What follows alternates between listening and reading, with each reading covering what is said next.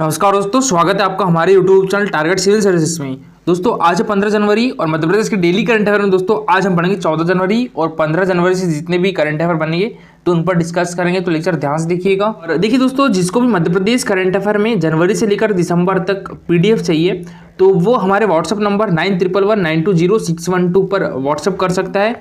उसको मात्र 99 रुपये में PDF अवेलेबल कर दी जाएगी। इसमें दोस्तों आपको मध्य प्रदेश करंट अफेयर से लगभग 3500 क्वेश्चंस मिलेंगे और इसमें आपको 12 PDF मिलेगी। अगर आप सिंगल PDF में परचेज करना चाहते हो तो वो भी कर सकते हो। और दोस्तों बात करें हम डेज की तो 4 जनवरी को विश्व ब्रेल दिवस मनाया जाता है, 9 जनवरी को भारतीय प्रवासी दिवस मनाया जाता है, 10 जनवरी को विश्व हिंदी दिवस और 12 जनवरी को राष्ट्रीय युवा दिवस मनाया जाता है। देखिए दोस्तों, आज है 15 जनवरी और 15 जनवरी को मनाया जाता है थल सेना दिवस। ठीक है, 15 जनवरी को थल सेना दिवस और 8 अक्टूबर को वायुसेना दिवस और 4 दिसंबर को मनाया जाता है नौसेना दिवस। तो भारत में सेना दिवस देश और इसके नागरिकों की रक्षा के लिए अपने प्राणों की आहुति देने वाले बहादुर सैनिकों को सलाम करने के लिए प्रतिवर्ष 15 जनवरी को मनाया जाता है। और इस वर्ष में 74वां भारतीय सेना दिवस मनाया जा रहा है और यह दिन उस दिन को याद करने के लिए मनाया जाता है जब जनरल बाद में जो कि फील्ड मार्शल बने KM करियप्पा ने जनरल FRR बूचर 1949 में अंतिम ब्रिटिश कमांडर इन चीफ से सेना की कमान संभाली और स्वतंत्रता के बाद भारतीय सेना के पहले कमांडर इन चीफ बने। भारतीय सेना का आदर्श वाक्य क्या है दोस्तों? स्वयं से पहले सेवा। ठीक है, सर्विस बिफोर सेल्फ। चलिए दोस्तों, सबसे पहले हमने जो कल करंट अफेयर पढ़े तो उसका रिवीजन कर लेते हैं, उसके बाद स्टार्ट करेंगे हम आज के करंट अफेयर। तो कल के करंट अफेयर में पहला क्वेश्चन था हमारा, मध्य प्रदेश में राज्य स्तरीय रोजगार दिवस कब मनाया गया? तो ये दोस्तों मनाया गया 12 जनवरी को राष्ट्रीय युवा दिवस के दिन। तो इसका आंसर क्या जाएगा? Option number B. ठीक है, 12 जनवरी को दोस्तों हमारे मध्य प्रदेश में राज्य स्तरीय रोजगार दिवस का आयोजन किया गया। क्वेश्चन है दोस्तों हमारा, हाल ही में मध्य प्रदेश लोक सेवा आयोग की नवीन विकसित वेबसाइट का लोकार्पण किसके द्वारा किया गया है? तो ये हमारे मध्य प्रदेश के राज्यपाल मंगू भाई पटेल जी के द्वारा किया गया है। तो इसका आंसर क्या जाएगा? Option number A. ठीक है, राजेश लाल मेहरा मध्य प्रदेश लोक सेवा आयोग के अध्यक्ष है दोस्तों। विजय कुमार मलिमत मध्य प्रदेश हाईकोर्ट के मुख्य न्यायाधीश है और गिरीश गौतम हमारे मध्य प्रदेश के विधानसभा अध्यक्ष है। और देखिए दोस्तों, बात करें यहाँ पर मध्य प्रदेश लोक सेवा आयोग की तो देखिए सबसे पहले बात करें राज्य लोक सेवा आयोग की तो अनुच्छेद 315 में प्रत्येक राज्य के लिए राज्य लोक सेवा आयोग की व्यवस्था की गई है। किस अनुच्छेद में दोस्तों? अनुच्छेद 315 में। और यहाँ पर मध्य प्रदेश लोक सेवा आयोग यानी MPPSC की बात करें हम तो इसकी स्थापना 1956 में हुई थी। इसका मुख्यालय कहाँ पर है? इंदौर में है और वर्तमान में इसके अध्यक्ष कौन है दोस्तों? राजेश लाल मेहरा है। ठीक है, इसकी संरचना एक अध्यक्ष होता है इसमें और सदस्य होते हैं और सदस्य संख्या राज्यपाल के विवेक आधारित होती है। सदस्यों की नियुक्ति किसके द्वारा की जाती है दोस्तों? तो ये राज्यपाल के द्वारा की जाती है और अध्यक्ष की भी नियुक्ति किसके द्वारा की जाती है? तो ये राज्यपाल के द्वारा की जाती है। इसके प्रथम अध्यक्ष कौन थे? DB रेगे थे। और दोस्तों इनका कार्यकाल कितने वर्ष का होता है? 6 वर्ष या 62 वर्ष, जो भी पहले हो जाए। और हमारे मध्य प्रदेश के राज्यपाल कौन है दोस्तों? मंगू भाई पटेल है। क्वेश्चन दोस्तों हमारा, Madhya Pradesh water sports academy के रोवर्स ने पुणे में आयोजित 39वीं सीनियर और 23वीं open sprint national rowing championship में कितने पदक जीते दोस्तों?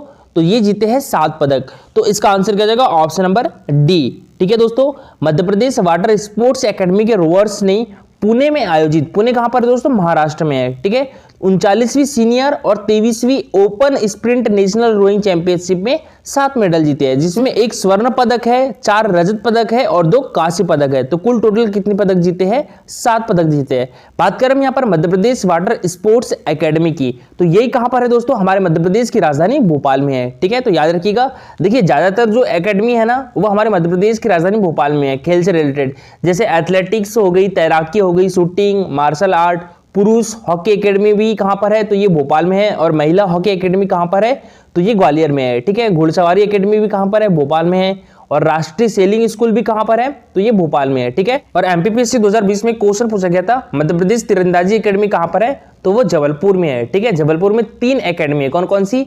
एक तो भारत्तोलन एकेडमी है, तीरंदाजी एकेडमी है और साइकिलिंग एकेडमी है। हाल ही में पूजा वस्त्रकार को महिला विश्व कप टीम में सम्मिलित किया गया है। इनका संबंध हमारे मध्य प्रदेश के किस डिस्ट्रिक्ट से दोस्तों? तो इनका संबंध है शहडोल डिस्ट्रिक्ट से। तो इसका आंसर क्या हो जाएगा? Option number A. और दोस्तों ये है पूजा वस्त्रकार, किस डिस्ट्रिक्ट से दोस्तों? शहडोल डिस्ट्रिक्ट से।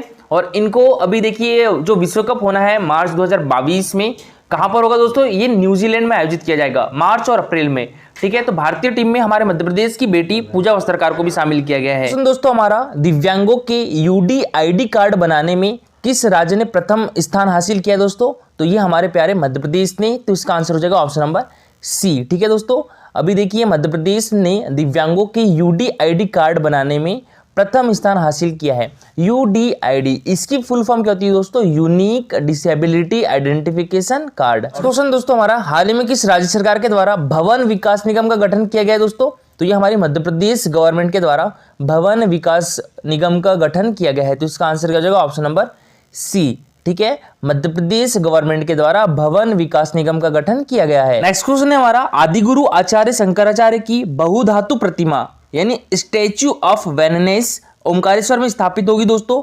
इसकी ऊंचाई कितनी होगी? तो ये होगी 108 फीट। तो इसका आंसर क्या हो जाएगा? Option number B. और दोस्तों ओमकारेश्वर कहां पर स्थित है? ये किस जिले में स्थित है? ये तो ये हमारे मध्य प्रदेश के खंडवा डिस्ट्रिक्ट में है। और देखिए दोस्तों, हमारे देश में 12 ज्योतिर्लिंग है, जिसमें से हमारे मध्य प्रदेश में 2 ज्योतिर्लिंग है। कहां कहां पर? एक तो महाकालेश्वर जो कि उज्जैन में स्थित है, और एक ओमकारेश्वर, ये कहां पर स्थित है? खंडवा डिस्ट्रिक्ट में स्थित है। ठीक है, देखिए ओमकारेश्वर किस नदी के किनारे है? तो ये नर्मदा नदी के किनारे है। और नर्मदा नदी की लंबाई दोस्तों कितनी है? सबसे लंबी नदी है हमारे मध्य प्रदेश की, इसकी लंबाई है 13-12 किलोमीटर। और मध्य प्रदेश में इसकी लंबाई कितनी है दोस्तों? तो 1077 किलोमीटर। इसका उद्गम स्थल जो है अमरकंटक से है, जो कि अनूपपुर डिस्ट्रिक्ट में है। और अनूपपुर डिस्ट्रिक्ट से 2 महत्वपूर्ण नदियों का उद्गम स्थल है अमरकंटक से। कौन कौन सी? एक तो सोन नदी और एक नर्मदा नदी। क्वेश्चन है हमारा, 25वें राज्य स्तरीय युवा महोत्सव का आयोजन हमारे मध्य प्रदेश के किस डिस्ट्रिक्ट में किया गया दोस्तों?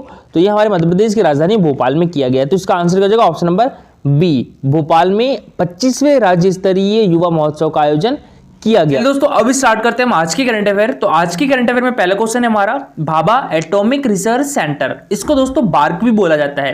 तो इसकी तकनीक सीवेज के कचरे को खाद में बदलने वाले संयंत्र की शुरुआत हमारे मध्य प्रदेश के किस जिले में होगी दोस्तों? तो ये होगी हमारे मध्य प्रदेश के आर्थिक एवं औद्योगिक राजधानी इंदौर में। तो इसका आंसर क्या हो जाएगा? Option number A. ठीक है, इंदौर। दोस्तों सबसे पहले हम बात करें बार्क की, इसकी फुल फॉर्म क्या होती है? Bhabha atomic research centre. इसकी स्थापना कब हुई थी दोस्तों? 3 जनवरी 1954 को हुई थी। और इसके फाउंडर कौन थे? होमी जहांगीर भाभा थे। और इसका हेडक्वार्टर कहां पे है? ट्रॉम्बे में। ट्रॉम्बे कहां पर है? मुंबई में है। और इसके भी डायरेक्टर कौन है दोस्तों? तो ये है अजीत कुमार मोहंते। देखिए दोस्तों, तेजी से बढ़ते शहरों की सबसे बड़ी समस्या क्या है? कचरे का निपटान है। तो इस समस्या का हल हमारे मुंबई के भाभा एटॉमिक रिसर्च सेंटर ने ढूंढ लिया है। इसकी नई टेक्नोलॉजी कोबाल्ट 60 की गामा किरणें सीवरेज लाइन से निकलने वाले कचरे को खाद में बदल देगी। और इस खाद का इस्तेमाल खेतों में पैदावार बढ़ाने के लिए हो सकेगा।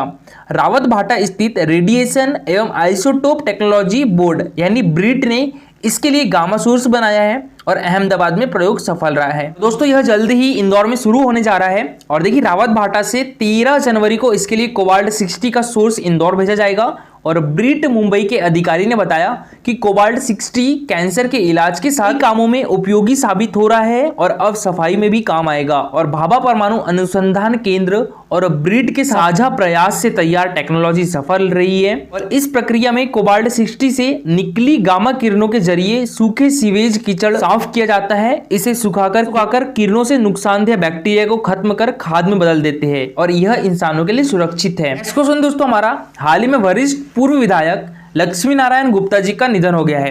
दोस्तों इनका संबंध हमारे मध्य प्रदेश के किस जिले से है? तो यह है अशोकनगर से। तो इसका आंसर क्या हो जाएगा? Option number C. और दोस्तों ये है हमारे मध्य प्रदेश के पूर्व विधायक लक्ष्मी नारायण गुप्ता जी और ये हमारे मध्य प्रदेश कैबिनेट में मंत्री भी रह चुके हैं। दोस्तों लक्ष्मी नारायण गुप्ता जी को नन्ना जी के नाम से भी जाना जाता था। तो इनका जो जन्म है वो अशोकनगर जिले के ईसागढ़ तहसील में मध्यम वर्गीय परिवार में हुआ था। और उन्होंने प्रारंभिक पढ़ाई जो है वो पूरी कर लिपिक की नौकरी भी की। 1943 में नौकरी त्याग कर वकालत शुरू करने के साथ समाज सेवा में जुट गए और 1944 में नन्ना जी हिंदू महासभा से जुड़े। 1947 में डॉक्टर श्यामा प्रसाद मुखर्जी जब हिंदू महासभा के अध्यक्ष बने तो नन्ना जी को कार्यकारिणी सदस्य बनाया गया और 1949 में जिला सहकारी केंद्र बैंक के डायरेक्टर रहे। 1952 में नन्ना जी पहली बार हमारे मध्य प्रदेश विधानसभा के सदस्य निर्वाचित हुए और वे लगातार 20 वर्षों तक विधायक निर्वाचित होते रहे। 1990 में पुनः विधानसभा के सदस्य निर्वाचित हुए। गांधी जी के साथ भारत छोड़ो आंदोलन में शामिल होकर 3 माह जेल यात्रा भी की और जम्मू कश्मीर आंदोलन के अलावा बांग्लादेश पुनर्गठन आंदोलन में भी नन्ना जी ने महत्वपूर्ण भूमिका निभाई है। मुख्यमंत्री शिवराज सिंह चौहान जी के द्वारा कहा गया है कि स्वर्गीय श्री लक्ष्मी नारायण गुप्ता जी की स्मृति में यानी नन्ना जी की स्मृति में पिछोर में पिछोर दोस्तों शिवपुरी डिस्ट्रिक्ट में है, ठीक है। तो यहाँ पर इनकी स्मृति में उद्यान बनाया जाएगा और इस उद्यान से स्वर्गीय गुप्ता की प्रतिमा भी स्थापित की जाएगी। नेक्स्ट क्वेश्चन दोस्तों हमारा, देश का सबसे बड़ा बम हमारे मध्य प्रदेश के किस जिले में बनाया जाएगा दोस्तों?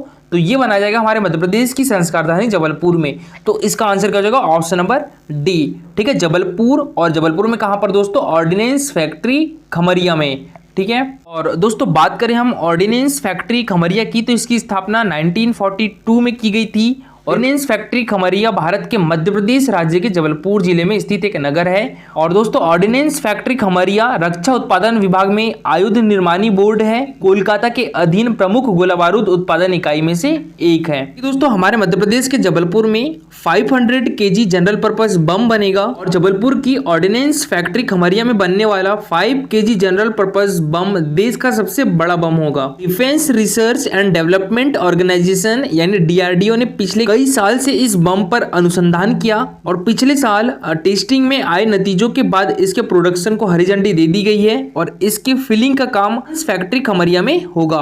दोस्तों DRDO की टीम इस काम की देखरेख के लिए खमरिया पहुंची है और फैक्ट्री के सेक्शन F6 में 2 बमों की फिलिंग शुरू हो गई है। दोस्तों बात करें हम यहाँ पर DRDO की, तो इसका मुख्यालय कहाँ पर देखने के लिए मिलेगा आपको? तो ये न्यू दिल्ली में देखने के लिए मिलेगा। इसकी अभी चेयरमैन कौन है? तो ये एस सतीश रेड्डी है। इसकी स्थापना कब हुई थी दोस्तों? 1958 में हुई थी, ठीक है, तो याद रखिएगा। नेक्स्ट क्वेश्चन दोस्तों हमारा, किस जिले के हाजी मुबारक खत्री को अंतर्राष्ट्रीय शिल्प पुरस्कार 2021 से सम्मानित किया गया दोस्तों? तो ये है हमारे मध्य प्रदेश की राजधानी भोपाल के। तो इसका आंसर क्या हो जाएगा? ऑप्शन नंबर बी, ठीक है, भोपाल। तो देखिए दोस्तों हाल ही में मध्य प्रदेश के शिल्पकार मुबारक खत्री को उनकी उत्कृष्ट कारीगरी और उनके पारंपरिक शिल्प बाघ प्रिंट के महत्वपूर्ण योगदान के लिए अंतर्राष्ट्रीय शिल्प पुरस्कार 2021 हेतु चुना गया है। यह अंतर्राष्ट्रीय पुरस्कार खत्री को master artisan of the year श्रेणी के तहत प्रदान किया जाएगा और यह पुरस्कार शिल्प ग्राम संगठन के द्वारा दिया जा रहा है। शिल्प ग्राम दोस्तों विश्व शिल्प परिषद की राष्ट्रीय इकाई है। अंतर्राष्ट्रीय शिल्प पुरस्कार के लिए लगभग 40 देशों से नामांकन प्राप्त हुए, जिनमें मध्य प्रदेश के शिल्पकार मुबारक खत्री का चयन हुआ है और मुबारक ने अपनी पारंपरिक शिल्प के पुनरुद्धार पर काम किया है और मुबारक खत्री को उनके आधुनिक नवाचारों और बाघ के शिल्प में योगदान के लिए वर्ष 2017 के शिल्प पुरस्कार के लिए भी चुना गया था, जो आने वाले दिनों में भारत के राष्ट्रपति के द्वारा प्रदान किया जाएगा। और मुबारक खत्री ने अपनी पारंपरिक कला को समर्पण के साथ संरक्षित किया है और सैकड़ों आदिवासी युवाओं को प्रशिक्षित कर उन्हें इस शिल्प के माध्यम से अपनी आजीविका कमाने के लिए योग्य बनाया है। तो शिल्पकार मुबारक खत्री ने कई राष्ट्रीय और अंतर्राष्ट्रीय प्रदर्शनियों में अपनी रचनाओं का प्रदर्शन भी किया है। तो कल का हमारा क्वेश्चन था, ये MPPSC 2018 में पूछा गया था, मध्य प्रदेश की जो जलवायु है वो कैसी दोस्तों? मानसूनी है। तो इसका आंसर हो जाएगा ऑप्शन नंबर डी, ठीक है, मानसूनी। कल का जो सबसे अच्छा आंसर कैसा किसके द्वारा किया गया था? ये प्रीति के द्वारा किया गया था। तो इनके द्वारा बताया गया था मध्य प्रदेश की जलवायु कौन सी है? मानसूनी है। और मध्य प्रदेश में अरब सागर और बे ऑफ बंगाल दोनों से वर्षा होती है। मालवा के पठार की सम जलवायु है। मध्य प्रदेश में सर्वप्रथम वर्षा अरब सागर से होती है तथा सर्वाधिक वर्षा बंगाल की खाड़ी से होती है। विंध्याचल श्रेणी में दोनों ओर से वर्षा होती है और जो सर्वाधिक वर्षा है वो दक्षिण पूर्वी क्षेत्र में और न्यूनतम वर्षा उत्तरी पश्चिमी क्षेत्र में होती है। दोस्तों हमारे मध्य प्रदेश की जलवायु को 5 भागों में विभाजित किया गया है। उत्तर का मैदान, मालवा का पठार, विंध्याचल का पहाड़ी क्षेत्र, नर्मदा घाटी क्षेत्र और बघेलखंड का पठारी क्षेत्र, ठीक है। और दोस्तों आज के लिए आपका क्वेश्चन है, जैन तीर्थ स्थल मुक्तागिरी किस जिले में स्थित है? बैतूल में, दुर्ग में, रीवा में या भिंड में? तो इसका आंसर पूरा डिटेल में दीजिएगा। और देखिए दोस्तों ये है हमारा Telegram channel target civil services. तो इस पर डेली 20 क्वेश्चन का क्विज होता है, जिसमें 15 क्वेश्चन जो रहते हैं मध्य प्रदेश जीके से रहते हैं, जो कि प्रीवियस एग्जाम में पूछे जा चुके हैं और एग्जाम पर्सपेक्टिव से इंपॉर्टेंट होते हैं। 5 question Madhya Pradesh daily current affair से रिलेटेड होते हैं। इस टाइप से इसका रिजल्ट निकलता है। दोस्तों आप भी इस क्विज में पार्टिसिपेट कर सकते हो। टेलीग्राम चैनल की लिंक आपको हमारे वीडियो के डिस्क्रिप्शन बॉक्स में मिल जाएगी। दोस्तों आज के लिए इतना ही। Thank you for watching this video.